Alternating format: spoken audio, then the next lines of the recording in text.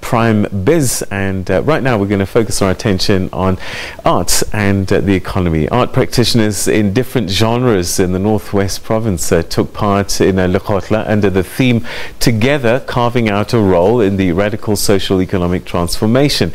This in line with the 5th Administration's pronouncement that puts arts and culture at the centre of economic development in the province, along with agriculture and tourism, amongst others.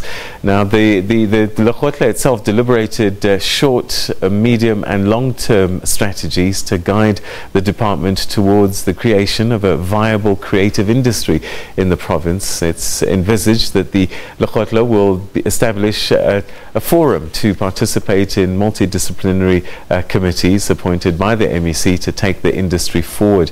Now, joining me now is Denis Ackulay, who's from My Arts, to discuss some of the things that came out and hopes and ambitions going forward.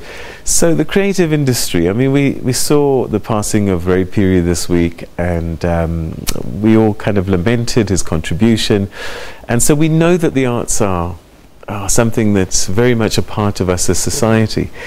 But one of the things that we also saw is that he didn't die a rich man, which means as much as we see and enjoy this, the creative arts have not always been huge in creating wealth and contributing to the economy. How do we change this?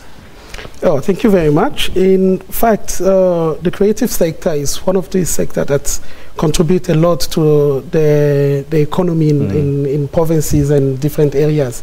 This is one of the unique sectors that is not selfish. You know, through art, tourism benefit, through art, transport benefits. And what we really need to do now is to get the sector working together with other sectors that are indirectly or directly benefiting from the creative sector. Let's look at the festivals. If a big festival is hosted somewhere, the amount of people that are going to that town or city to spend weekends or the duration of the festival itself, it ignites the local economic development. And what needs to be done now, it's a proper way of getting the sectors to work together with the arts community. Let's look at the restaurants and the hotels. The artwork that the hotel have there, if only those one can be purchased from the community, from the artists that are within the community of those hotels and restaurants, and you'll be surprised that you go to a restaurant and then you see. Why isn't that happening already? I mean, you know, it's cheaper to buy local than to import from somewhere else. Why are they not doing it already anyway? I think there haven't been a strong linkage between the two sectors. All of which wish that at the provincial level they bring together those two sectors in one department, where you've got arts, traditional affairs, heritage and tourism, because they complete each other. A lot of people come to South Africa and visit the country because of art, because they want to see the craft and they want to go to heritage sites, and those are aspects that ignite the economy. So I think they need to put the energy together and bring the two sectors in one platform and see how one sector, which gets a lot of money, which is the tourism, can supplement the art. What are some of the key things that came out of the Lekgotla that perhaps we can transplant across the country and the continent even? Well, from the 3-day gathering, some of the resolutions were that, in fact, what was discovered was information sharing, first of all.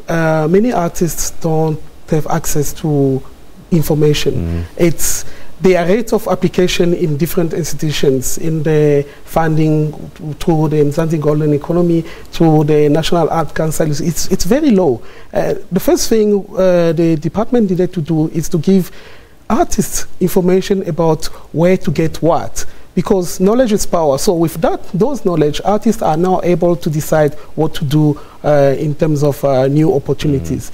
Then it's the issue of looking at the implementation of the resolution that have been taken there.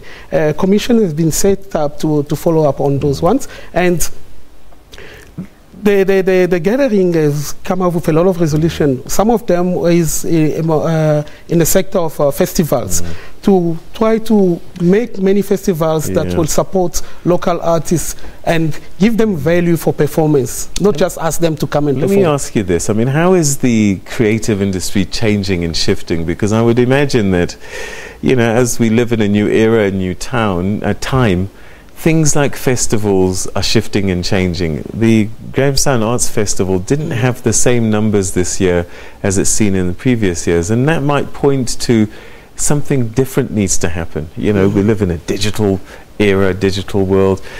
Is part of the solution actually updating the creative industry? 100%. That is 100%. The marketing strategy that is used now, it's way different than what was used 5-10 years ago. Social media is too powerful these days, and it's basically driving many activities in terms of festivals and gathering. And we've reached a point where even artists themselves need to go out of their comfort zone and to reach out to the new technology so that they get the name out there. And we see YouTube these days that has been having a very big buzz in terms of viewership and so on. We've got your traditional radio and TV, but now artists are recommended now to go beyond their traditional way of doing marketing and reach out to the new way of doing things. Right. So your province, the Northwest, was sort of leading the way, I suppose, in some ways, in having a Lekgotla of this nature.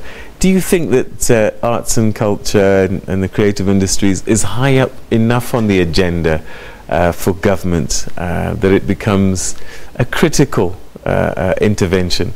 We know a lot of money is spent on other areas, defense, education, and they're considered important. Is the creative industries, arts and culture, as equally important, or when it comes to giving out budget, you're always going to be further down the list?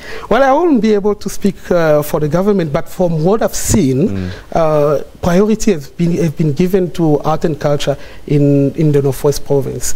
And they really want the tourism sector to be boosted by the arts. So basically, it's pairing arts and tourism. And I've noticed that there is a lot of passion in terms of, I mean, the departments and even the Premier of the province. They are very passionate in terms of moving the sector forward. All right. So what do we do? How does everybody get involved to help create an industry that's viable and contributing? Yes. These gatherings are very important. Continuous talk is very good because it keeps track on the previous resolution that were taken, and it gives platform for artists to voice themselves. So a commission has been set up to follow up on all the resolution that has been taken through the Lekgotla. And let's hope that everything gets implemented and artists benefit from that. All right, Mr. Ackulay, thank you very much indeed for sharing your thoughts with us, and we certainly hope that, you know, because I think it benefits not just industry in general, but our artists. We don't want them dying poor, we want them to benefit from their work. So thank you very much indeed for bringing this to our attention and sharing your thoughts with us. All right, and that's where we're going to have to leave it. Thanks very much for joining us for today's Prime Biz. More on Monday.